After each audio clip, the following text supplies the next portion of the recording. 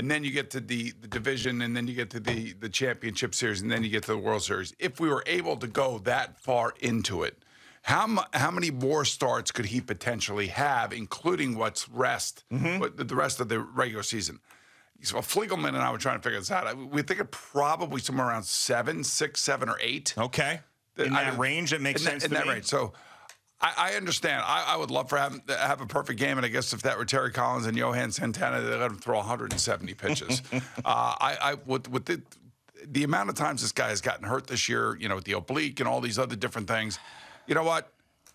Discretion is the better part of valor right now. It's the end of the season. They clinch a playoff spot last night. It's one of the reasons why they did celebrate to a certain extent. And Steve Cohen spoke to the team, and Billy Epler spoke to the team, and all that other stuff. And Cohen has got very, very high expectations for the team, as we all do. And it was nice to see that pretty much everybody in the lineup got a hit last night, with the exception of Mark Canha. So it was a good night for the Mets, but they haven't accomplished anything other than getting themselves into the playoffs. Now the real work continues, and they have to continue to win.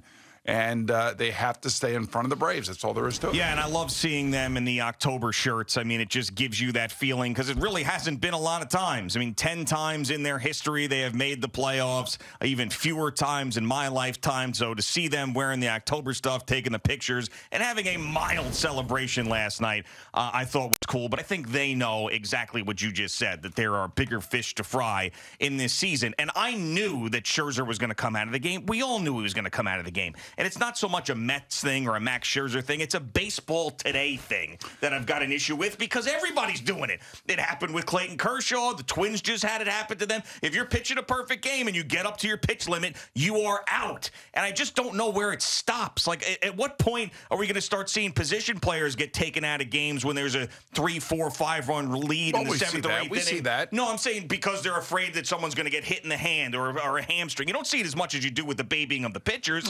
That's a different story. I see a lot of defensive replacements, 2 or 3 innings left to go in the game. If a team feels like, they're up by 10 or they're down by 10 or whatever.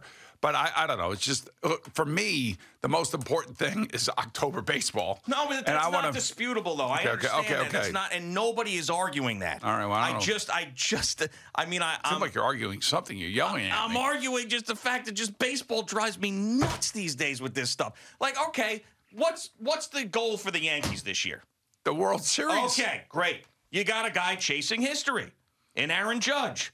So let's say Aaron Judge, the Yankees are up 15-0, and Aaron Judge, who's got a history of injuries, not this year, but a history of injuries in his career, and he's going to get up one more time when he's chasing 60, 61, 62, but you take him out of the game because you're like, I don't know. Maybe he hurts his oblique at some point. Maybe he's up there and gets hit in the face with a pitch. Like, that's not going to happen. No, that's not going to happen. No. That's my point. But last night, I mean, the perfect game is chasing history. And just pitchers today in baseball are just so babied.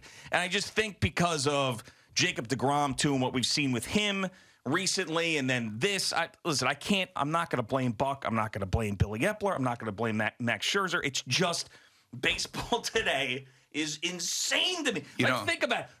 $43 million a year, 68 pitches in a perfect game. We're so desensitized by this that, it was normal last night. But think about how far we've come. I know. It's insane. I wouldn't get all worked up over it. But I will say this. Yeah? Maybe, just maybe, the Mets or the Yankees should hire Brian Daboll. Because he ain't sensitive. He's not Mr. Sensitive on the sideline. I would agree with that. And I went back and looked at that game, and I went back to watch him on the sideline and everything. He's anything but. He needs maybe sensitivity training in this day and age. I don't know. Which I do love. I mean, and I think most Giant fans love it right now.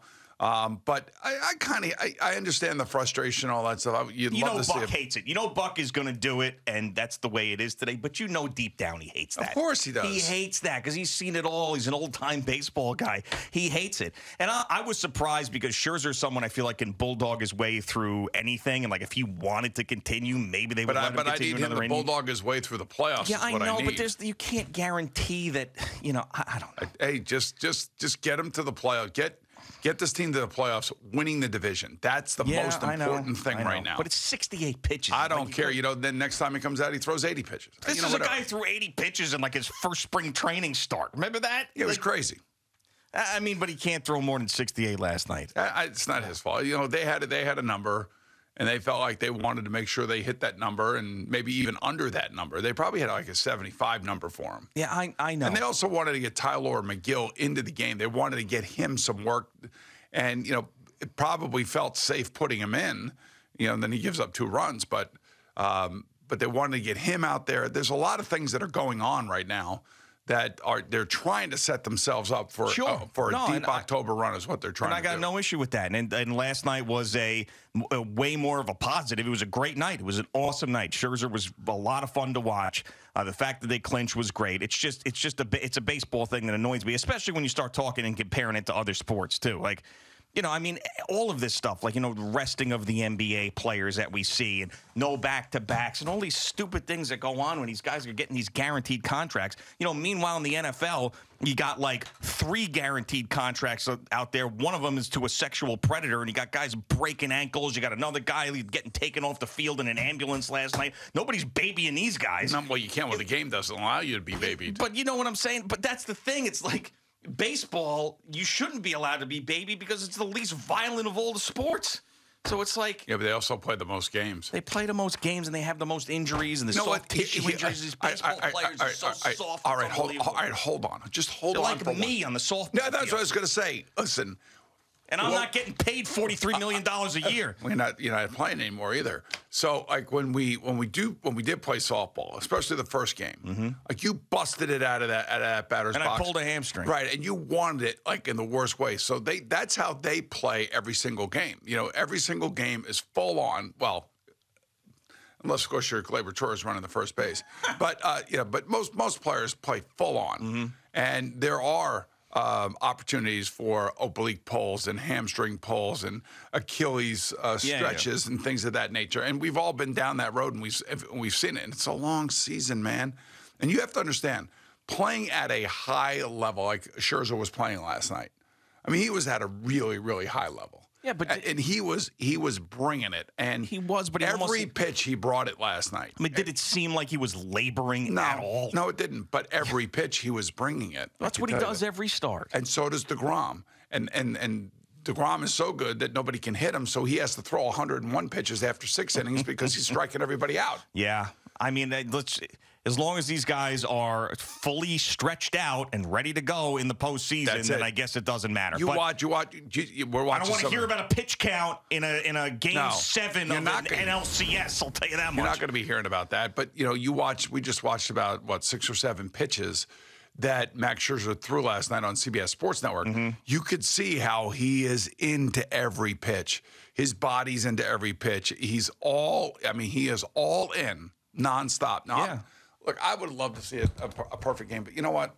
I don't give a crap. What I want is even when Johan Santana got the no-hitter. Yeah. It's I couldn't care less. See, that's something I wanted to see. I know we disagreed on that, but that's something I wanted to see as a Mets fan because it had never happened in their history. God, I don't really care. A perfect game, but a perfect game's another one of those things, and I would love to see it. It's too bad that this was the situation. I just wanted them to win, and I just want the pitchers to be healthy, and I want them ready to go for October. That's the key. So he may have, 2 more starts in the regular season?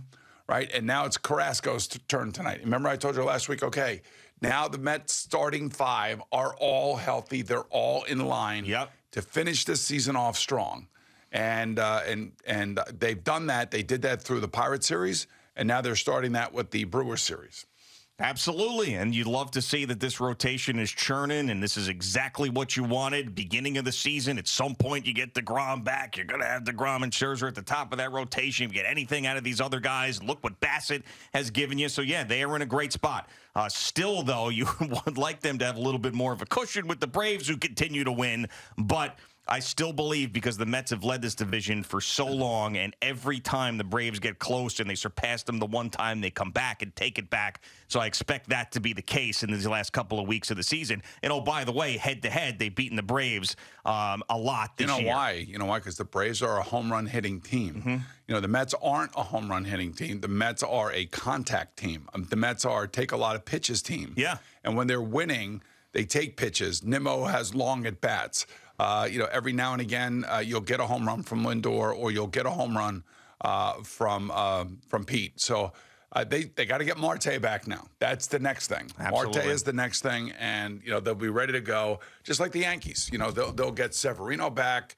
They'll get Chapman back. They'll start getting the reinforcements back, and then we'll see the real teams.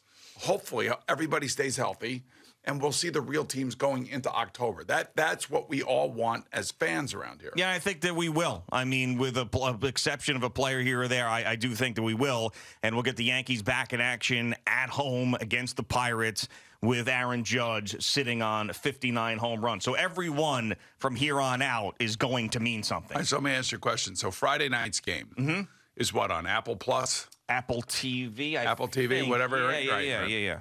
So how about they sit out Aaron Judge that game? No way. Absolutely no way. Can't Randy Levine put his foot down and say, look, man, we're putting it on Yes?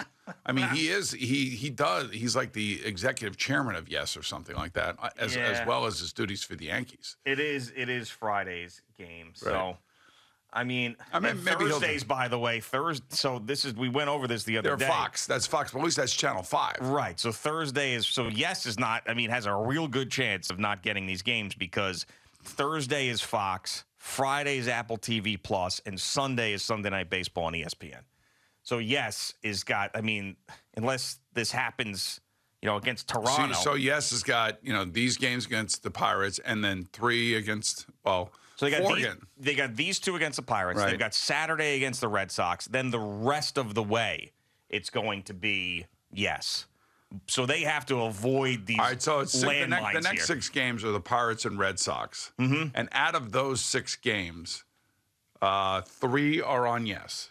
1 Red Sox game and 2 Pirate games. That is correct. Yep. All right, and then you have the 3 at the Blue Jays, 3 versus the Orioles, and then 4 at the Rangers, which is weird because of the work stoppage. Right. Yeah. So, all right. So here we go. This is it. Yeah. This is it. I was listening to the warm-up show, and these guys were talking about some of the secondary market tickets in our warm-up show. Our warm-up show. Yeah. Oh, okay.